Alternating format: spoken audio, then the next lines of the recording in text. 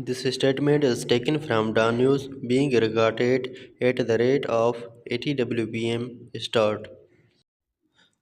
Pakistan on Thursday opposed the use of force and coercive measures against Iran, stressing that disputes should be resolved through dialogue and diplomacy as Western pressure on Tehran intensified with a continuing US naval build-up in the Gulf and fresh European designations and sanctions for stop.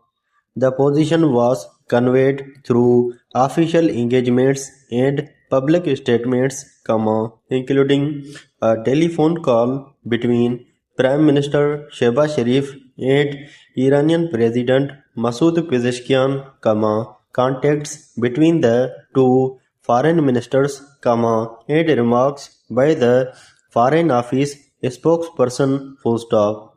In a statement issued by the Prime Minister's Office, PM Shehbaz underscored the importance of sustained dialogue and diplomatic engagement for promoting peace, security and development in the region. Full stop.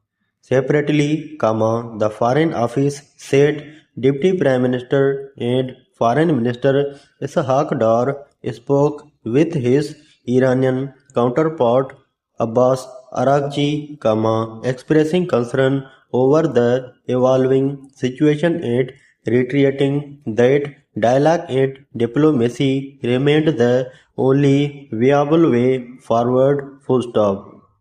At the weekly briefing, Foreign Office spokesman Tahir Andrabi expanded on Pakistan's stance, linking it to opposition to the use of force, sanctions and external pressure, noting that Pakistan had with consistent advocated peace and diplomacy to settle outstanding issues and warning that the region could not afford war and turmoil as conflict would halt economic development. Full stop.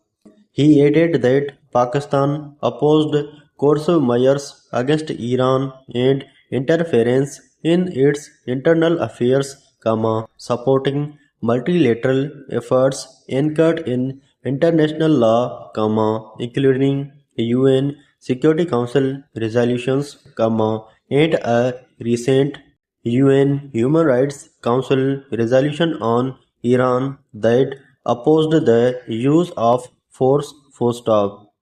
Islamabad's emphasis on dialogue came as the European Union hardened its stance on Iran by designating the Islamic Revolutionary Guard Corps as a terrorist organization and adopting fresh sanctions, while the US continued a major military build-up in the Middle East. Full stop. Iran's army chief vowed a crushing response to any attack, Gulf states pressed for dialogue, Turkey offered to mediate and urged nuclear talks, Russia said negotiations were not exhausted, and Egypt stressed the need to resume dialogue between the United States and Iran on the nuclear issue. Full stop.